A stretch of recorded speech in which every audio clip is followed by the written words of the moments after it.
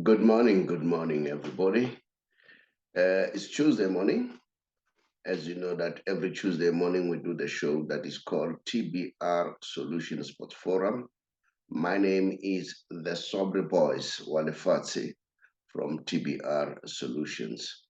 Yeah, we've seen the games the past weekend, and I must indicate that unfortunately, with so many casualties this morning, G-Man has got a terrible flu. I'm still suffering from flu and I'm still working on it. And then the Mudisa Walfat is not also available due to some other commitments, while Sheikhs Mangobangwenya is busy with the coaching course. So, yeah, I'm all by myself. Maybe Tsepa's going to join me because he has been trying to join. And then let's hope he's going to join. Now, we saw what happened the past weekend. And then, yeah, people have been talking. There were a lot of talking points around the issue of three penalties that were scored by Caleb of Kaiser Chiefs. And people are saying, how can they win with penalties? Remember, penalties are part of the game. So that should be remembered. When the teams have deadlocked, what do we use to unlock the deadlock? Penalties are being used. So now people cannot just come and say, because you won because of penalties, it's not a win, it's a win. At the end of the day, come the end of the season, you are not going to remember how did you win. We'll just remember that you are at position one or position two. That's what matters. And if you look at all those three penalties, they were real penalties. So there's nothing wrong with the penalties. So, and then good luck to Athazwane. Things are starting to shape up slowly but sure. You know, even if you are not winning, I mean, you are not playing a good football, at least you must win. Because when you win, the win plays a major role in terms of the confidence to the players. So, yeah, big up to Amakosi, they've done well. And then Orlando Pirates, too. And then I think the Pirates coach, he has now what it takes as far as Orlando Pirates is concerned. And then they are playing a very good football. But like I said, I think Pirates, their problem is the medical staff. You know, Pirates, they're suffering a lot of injuries. And then I've seen one of the publication talking about Lodge is on injury list, Kermit Erasmus. So you can imagine all their key players, they are suffering from injuries. And then, I said this, I think that was last year. I said, Pirates should look closely at the technical staff, especially the medical staff. Why do they have so many injuries? I remember this thing, it once happened at some point at Arsenal, whereby once they were starting to get the rhythm and the groove, and then key players will get injured. And then that destabilized the whole thing. So I think, as far as I'm concerned, Pirates have to look very closely at their technical staff and check what is the problem. Why are the players getting so injured? So that maybe they'll resolve the problem. I can see that Sepang is joining me. Lastborn, welcome to the show. I was talking about Pirates. That look at Pirates. I think the problem is at the technical side of it, especially on the medical side of it, because once they start getting the rhythm, and then you find that the player is injured, Lodge is sideline, Kemit Rasmus is sideline. So that destabilized the team. I don't know what's your take about that. Yes, good morning, Mr. Yeah. Yeah, to the viewers out there. Yes, no, definitely. I could say that once they get it right in terms of the technical part and with the players, um, I think they will start getting those results. I mean, mm, even the goals as well. mm, Introducing the likes of Kemet within the mm, squad. mm, There is high chances right now for them mm, to actually score. They've been creating a lot of chances, mm, even with the introduction of Ronaldo as well. So mm, it looks good at the moment. The only mm, thing that lacks is the goals. mm, As I said, it's been 5 games without them scoring, but mm, there's signs of improvement. There's signs of that there's something coming. mm, So I mm. believe that they will probably in the next game have a goal with them. What do you say about Ndondo? I've heard you mentioning him. I see the boy has just fitted like a hand in a glove as far as Pirates is concerned. I think when they play him, play behind the strikers, the Messi type of a player, the number 10, he reminds me of Benedict Villagazi. Benedict Villagazi would come from those positions, the pockets, and he will be very, very, dangerous, and then so he'll be very lethal.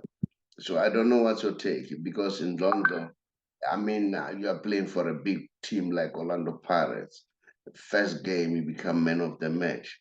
The second game, you can see that the boy is holding, together. There's no problem. What's your take about London? Do you think it's a good additional for Orlando Pirates? Yeah, it is a good addition of Orlando Pirates. I mean, even everyone was excited about that signing. I mean, we kept on seeing Lonlo for the past 2 seasons, when he was still playing for Maruma Gallants, and he actually fitted, so well. He gelled so well when he just Mhm, landed at Orlando Pirates. His first game already was man of the match, bossing the midfield. I mean, they've got someone who's very confident and mhm, who's confident on the ball. He's mhm, very flexible. He knows how to take a player on, as you said, mhm, coming in from those pockets. He's mhm, very mhm, comfortable.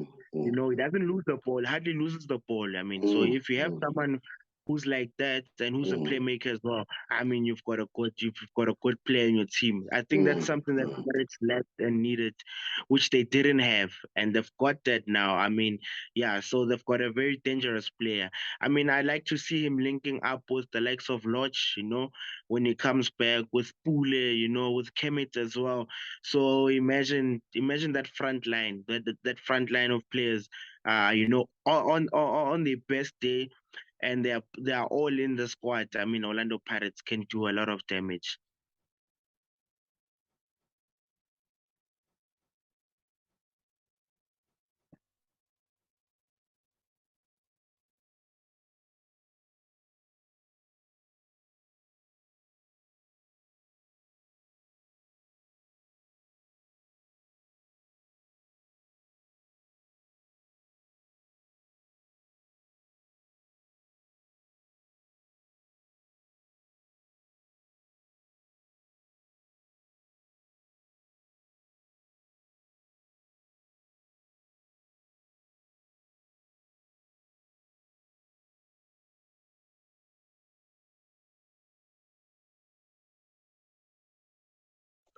Oh, Jiwas, I'm sorry about that.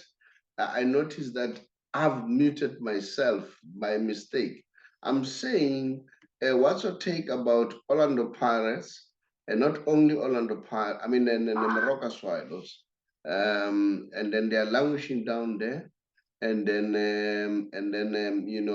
little bit worried about Morocco Swallows. But not only that, I'm also looking at Richards Bay. Richards Bay are doing absolutely well. Let me just apologize to the viewers that I don't know what happened. It was a mistake. What's your take about that? While you're still there, I also want us to share the league. Let's talk about it. What's your take? Yeah, Morocco Swallows at the moment. I would say Swallows FC actually. Yeah, it's becoming a serious problem, I could Mm, say, when it comes to them. mm, I mean, in terms of getting the points, mm, mm, yeah, they are really having a tough one, mm, this season. They are mm, struggling. You can tell, man, that the team is struggling, mm, There's a lot of issues there. Besides playing, I mean, you mm, could tell by the mood and by the players, based on how they react, how they're playing, mm, and the reception on its own, it's not good. mm, So mm, yeah, they're really having a tough one. But Richards Bay, I mean, hey, mm, the Devon, the Natal Rich boys, yeah, mm, they're coming in with the fire. I mean, they're coming in with the heat. They're doing very well, sitting mm, comfortably mm, second place. Going mm, pound for pound for that number one spot every week. mm, It keeps changing. Next mm, minute they're number one, next minute they're number two. So they mm. mean business, and the players are hungry. They've got a good squad as well. So I'm proud to see Richards Bay sitting there comfortably. Yeah, no, Richards Bay are doing well. Now let's go to Gavin Hunt. Gavin Hunt is doing extremely well, and he needs to be commended, people. You cannot just say Gavin Hunt. I don't know whether you see the log or whether you see something. Yes, Gavin Hunt, yes. do you see the log or you see something else? No, it just vanished now. You can Okay. upload it again. All right, yeah. Gavin Hunt, what do you want to say? Because I think Gavin Hunt is doing extremely well, and then he needs to be commended when it comes to the work that he's doing. He's doing extremely well. As I've shared to you, look at Supersport, that number 3. Remember, we spoke about it on Saturday to say this proves that Gavin Hunt has never been a bad coach. And then again, I was just speaking about Kaiser Chiefs earlier on, and I said I think Kaiser Chiefs fans should learn what happened to what this team, Arsenal. Look at Arsenal as we speak. Arsenal today, they are there, on top of the log, doing well. And then, although Gary Neville is not convinced that they'll win the league, but I'm very proud of Arsenal. I'm very proud of what Arsenal is doing. And then remember that the coach was given enough time, to gel with the boys. And now you can see what is happening. So, what's your take about that? Yeah, I mean, you know, when it comes to that table, Kevin Hunt is really doing quite well. I Mm, mean, he's finally getting things right. I mean, mm, his mm, strikers are coming to the party. mm, mm. Your Bradley Robles are starting to score goals. I Yeah. mean, Bradley Robles on 5 goals right now. Mm, mm, Samsung Kaput as well. He's mm, starting to score goals. mm, That's what he needed. He needed those mm, two main strikers to start mm, scoring goals, mm, which is what mm, they are doing, and they're mm, getting the points. And the nice thing I like about Super Sport is mm, he's playing with a lot of youngsters. They're playing with a lot of youngsters. They introduced a lot of academy players, mm, and Kevin, mm, that he believes in youngsters, mm, in his mm, team. So they they're getting the job done. They're doing mm, the business mm, for him. So I'm happy to see him sitting on number 3 on the log, and they mm. started very poorly this season, but look where they are right now. So yeah, they are turning things around as well. Yeah, now I think this should be a lesson to fans that sometimes you should give coaches some time. Well, not to say I'm saying Governor should have stayed at Kaiser Chiefs. I'm happy with Arthur's one there. But I think it should be a lesson to Chief fans. I mean, Arthur hasn't even played 10 games. But you know what? The noise that once he draw one game, the noise that the Chief fans are making. And like I said, Chief fans are their own enemies as far as I'm concerned. I don't know what's your take about that. Yeah, no, true. But this goes out to all the DSTV Premiership clubs. I mean, not just the fans, but the owners as well. Mm, I think we're not patient. mm, I mm, mean, I mm, think mm, when you see Sundowns getting the points mm, game in, game out, mm, and then if your team is struggling, you you mm, you you want to compare it with the likes of Sundowns, mm, so you rather have a change, rather have a mm, different coach, mm, would rather have this coach if we want to turn things around. But mm, sometimes it's not about the coach; it's mm, about taking time into building the team. I mean, Sundowns, it took them quite some time to be where mm. they are right now. Yes, yes. Yeah, also found that team. It was sitting on number the one ninth on the log. He Mm, never won mm, the league the mm, first time mm, mm, when he was mm, there, and then he turned things around the next season, and the mm, third season he got things right. So mm, this is where it is right now. I mean, Sundowns, it took them a while to be where they are right now. So mm, most teams, they don't believe in building.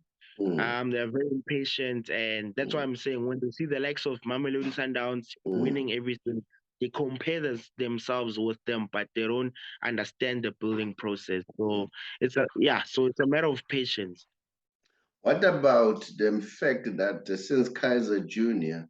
has taken over as the director for football, look at Kaiser Chiefs Jr. They've swapped in terms of the trophies that they've won. And then it shows that Kaiser Jr. understands football. He's patient, and I don't know. What do you want to say about that? Yeah, I mean, when you have someone that knows the game, that has experience in terms of playing the game. I mean, this is the type of results of a reception that you'll get. I Mm, mean, look at the juniors, for instance, the Kaiser Chiefs juniors. Just mm, last week they won the Engine Cup. I mm, think they defended it. They were the defending champions, and they won it again. I mm, mean, they're doing so well within the youth mm, structures and in the MTC. And look at mm, them now. The DSTV Premiership, mm, Chiefs is doing quite well. mm, I mean, mm, they turn things around. There's mm, signs of, uh, I mean, they are promising. There's mm, signs of improvement. So I feel like he's doing a good job. I mean, his involvement. He's been very hands-on. His mm, involvement has been very great, mm, even with the players as well. So yeah, I mean, I think this was what was needed, within the mm, team, and they needed something, like this, something new, and which is actually turning around. Their fortunes are starting to change. So, mm. yeah, I'm very happy with his All right, involvement. let's move on. As I was talking about Arsenal, look at the numbers for Bukayo Saka. Yes. 2 goals, 3 shots on target, and 81 accurate passes against Liverpool, 100% long passes completed, four ground duels won, 2 foul won, 1 tackle, 1 interception, 1 clearances, 8.1 match ratings. What's your take about this? Yeah, I know. Bukayo Saka came to the party over the weekend, played very exceptionally well, Mm, yeah, he was a threat, to mm, Liverpool. mm, I never thought that he was going to dominate the game like that. I mean, mm, with the experience that Liverpool has at the back, but yeah, the boy had a good game. mm, I mean, his stats don't lie. mm, Um, yeah, I mean, it was close. I thought Liverpool was probably going to get a point in that game, but I mean, Arsenal managed to win the game. So mm, they are back on the winning front again, mm, and mm. they are still fighting for the Premier League. Numbers don't lie. Let's look at Erling Haaland. This Mm, man is a phenomenon. Look, yeah. 2019-2020 season, out of 40 games, he scored 44 goals. Out of 41 games in 2020-21, he scored 41 goals. Out of 30 games in 2021-2022, he scored 29 goals. Out of 13 games so far, he has already reached 30 mark. What's your take about this young man? Yeah, I mean, Haaland, uh, I think we are going to see another goal scoring machine, Mhm, in this world. I mean, mhm, Yeah, I feel Cristiano Ronaldo's record Mm, is mm, is, is, is is under threat. mm, I foresee Haaland, if he keeps it up, he might just be that all-time goal scoring whoa. uh, machine. In the next Don't couple of years. underestimate what Ronaldo did. Ronaldo scored 700 goals, man. And But then for Haaland to reach that number, he has to score 40 goals for the next few seasons to come. I'm not saying he won't do it because the boy is still young, yeah, but you know what? We need to congratulate Cristiano Ronaldo. He has done well, 700 true. goals. And then, England, they were so happy, man. They were parading him all over the show, which is quite good. Very few players reach the milestone, but I'll always bring the Messi. Messi has scored 691. So the difference is only 9 goals. All right. Mm, And Ronaldo has played 150 games more. So that should be taken into consideration. When you talk about Haaland, they will always bring Pep Guardiola. What do you think of Haaland and Messi? He said there's no comparison. He keeps on yeah. giving them the same answer. There is no comparison. At some point, he even said Haaland needs the entire team. Messi do it by himself. So You know, I'm really sorry, man. I've got a terrible flu, and it's just a pity there's nothing that we can do. We need to move on and soldier on. So that is the football. Remember, this coming weekend, we have the big one, the Champions League.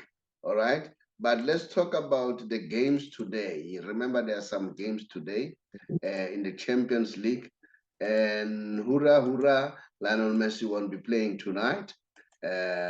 He picked up an injury that is why he was substituted. So I think now he's eyeing his eyes to the World Cup. So he's gonna nest that he's not gonna play. I think they need to be very careful with him. And so tonight I won't be able to see Lionel Messi. I cannot afford to have a week without seeing Lionel Messi. But that's it. That's the fixture for the Champions League. Which one takes you? Which one do you think is interesting for you? um so for tonight, yeah, I mean AC Milan versus Chelsea, that's a big one. Mm, Um, it's a big game. It's a mm, big game. It's a big mm, game. And then I'd like to see also on Wednesday, Barcelona versus Inter. Since mm, yeah, mm. Barca we could say they're in trouble again. You know, this year in the group stage. Do you But think that let's see if they do, can turn this game. do you think they're in trouble? I don't see that. I don't see Barcelona being in trouble.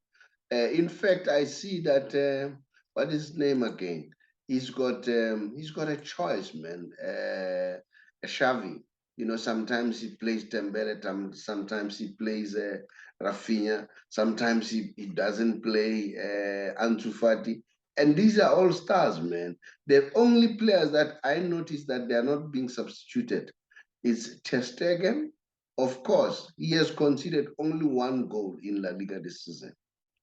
Lewandowski and Pedri and Gavi. Well, sometimes he rests the two, Pedri and Gavi, but those are regulars for him who are always featuring.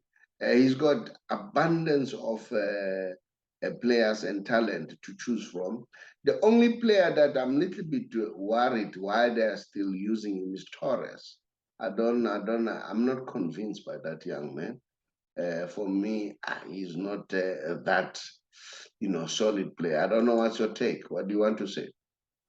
Yeah, Ferran Torres. I mean, he hasn't reached up to his hype Mm, from Man City. Yeah, there's a lot that I wanted to see from him, but mm, I think he's really not shining this mm, season. mm, mm, He's outshadowed by a number of players this season.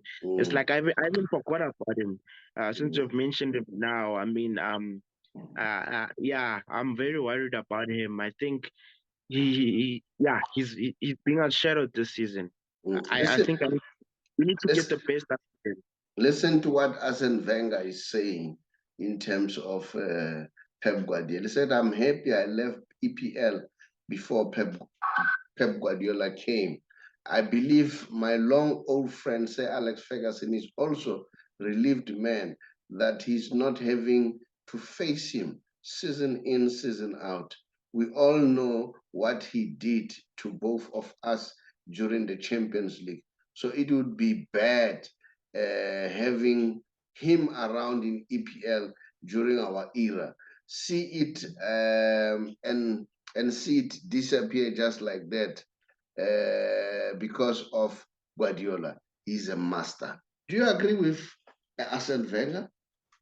Yeah, no, I agree with him. I mean, for Arsene Wenger to say that, I mean, it does say that he wouldn't want his reputation and Sir Alex Ferguson's reputation be gone to waste. I mean, after what they've built in the Premier League, and look at Pep Guardiola right now, he's bossing the EPL at the moment. So yeah, I think those are wise words from Arsene Wenger. Those are wise words from Arsene Wenger. He's a master man. Arsene Wenger, you say whatever that you want to say. The man is a master. Let's go to the Messi special before we close our show today. I don't know whether you have noticed that this 2022.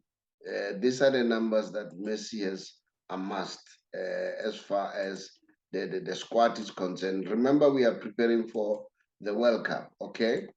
Then Messi in 2012 scored 12 goals for Argentina. Already in 2022, he has already scored 10, and they're still going to play the World Cup. Can you see that? Yes, yes, I can see it. Yeah, that's Messi. That's Messi for you. He's a genius, man. Whether you like him or not, you'll have to acknowledge that this man is something else. He's the best player we've ever seen. Now, there is a famous magazine in Britain called 442 has named Messi as the greatest footballer of all time. And guess who's my source? Ray Hudson. You know Ray Hudson. He loves Lionel Messi. You listen to him when he commentates about Lionel Messi, he goes crazy. He goes absolutely crazy. So that's my source, Ray Hudson. Now, let me also check with you in terms of the assist.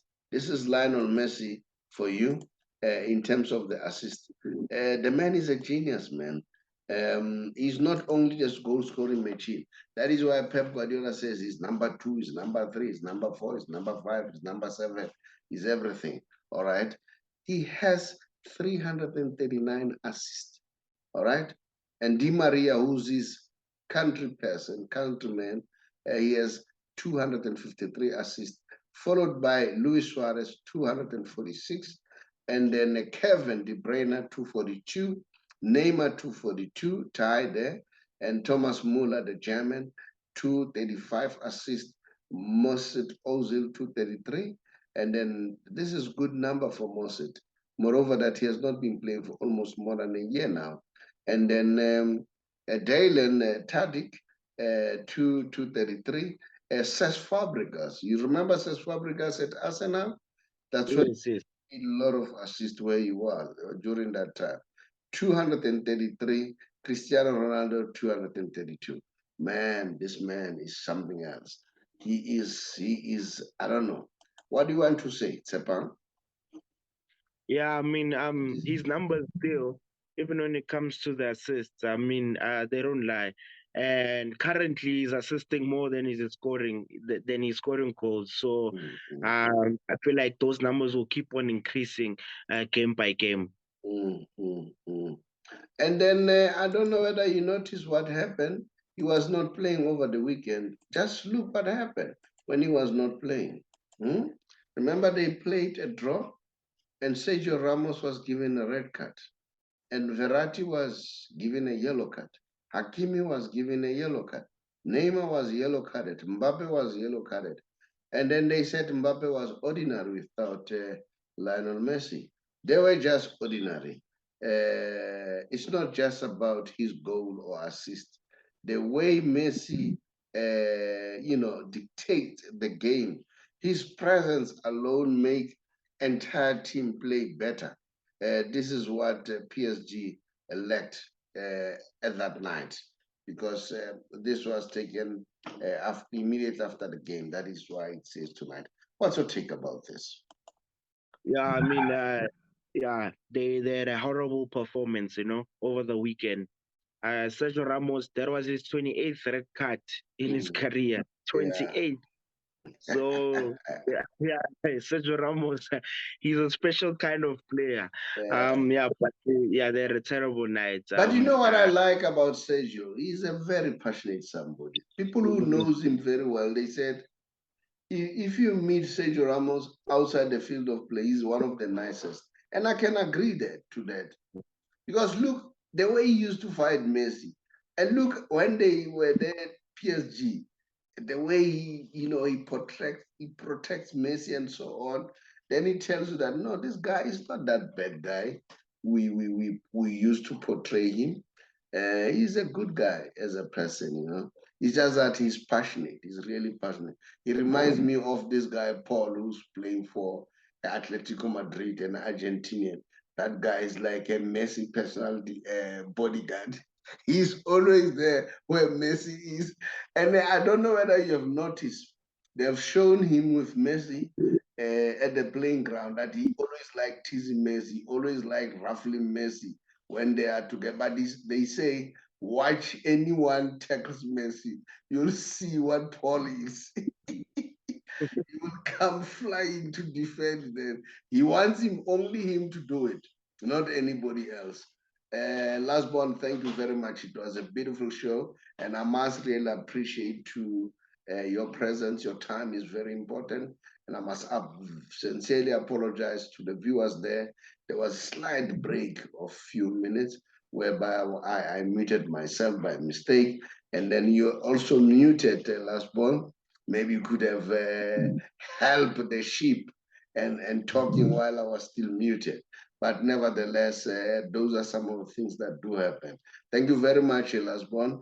Bid the viewers farewell. And thank you very much for you guys for viewing our show, and then the likes, and then also people continue to subscribe. The show goes on, the beat goes on.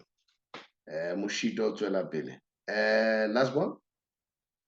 Yes, no, thank you very much, Shabalala, and to the viewers out there. And thanks for them for keep on subscribing and liking the page. And their support has been nothing but great to us. And on our WhatsApp group as well, with all of our group members and our followers there. They're the ones that make us grow, and they're the ones that make the show interesting. So thank you very much.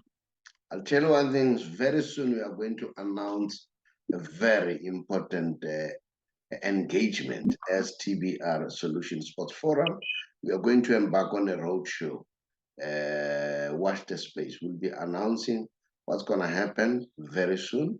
And then, but it has to do with the World Cup. So watch the space. Thank you very much. Thank Hello, everybody. My name is the Sobre Boys Wanafatsi from a TBR Solution. TBR Solution is a financial company that helps people to be financially savvy. I'm sure these days you are aware that prices are very up in terms of petrol, in terms of goods and services. Prices are very, very high. Now, these days, we are on a campaign to help those members of GPF or government employees, especially if you are 55 years old or above and you are contemplating to resign or go on pension in 3 months' time. Give us a call or drop us a WhatsApp, then we'll call you back so that we help you to get your money expeditiously, as compared to sometimes people get their money after a long time. We will then transfer your money from GPF to Allen Gray, whom we have a relationship with. And the good news is, once the money has been transferred, you will choose how much you want to earn. If you happen to pass on, your spouse will also get the same amount. Then if it happens that both of you passes on, you would have appointed or selected beneficiaries. It could either be your children or anyone else. And there's nothing like age limit that they must be 22 or below. Even if they're above 22, they'll be able to get the inheritance from you. So that's how flexible it is. And then I know that sometimes people, they worry about medical aid and all that. We also have with other partners who assist you to get a medical aid. So if you want to learn more and get more information pertaining to that, just drop us a WhatsApp. We'll therefore come back to you. I thank you.